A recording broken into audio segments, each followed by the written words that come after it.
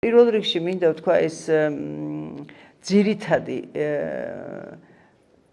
ჩვენი ფსიქიკური ჯანმრთელობისთვის წესი ნომერი 1 და მე გავაგრძელებ სხვა გამკლავებს. არასდროს გაეჯიბრო სხვასთან გაჯიბრება ძალიან დიდ სტრესში გამყოფებს.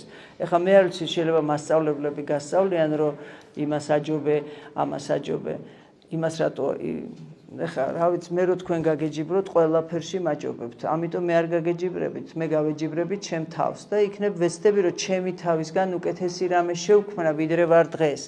იმიტომ რომ შეუძლებელია ეს შეჯიბრი, მარტო ნევროტიზაციას იწვევს. თუმცა ამ სამყაროში, ამ კონკურენციის პირობებში, სულ ყველას ეჯიბრება და ვინ ვის გაასწრებს იმაზეა. ხო და ეს იწვევს ნევროტულ მდგომარეობას გარკვეულწილად. თუნდაც რომ წარმატება გინდოდეს და წარმატება რატო არ უნდა გინდოდეს? აჯობე შენ თავს. აი ეს არის მთავარი პირველი წესი. წესი ნომერი 2 მე ვიტყოდი, რომ ეს არის შეცვალო მთლიანად შენი დღის აჯენდა, დღის განრიგი და დღის წესი, ეს არის ძილი აუცილებელი. ვისაც არ ძინავს იმდენი, რამდენიც მის ასაკობრივ ზონაში უნდა ეძინოს, ის ვერაფერს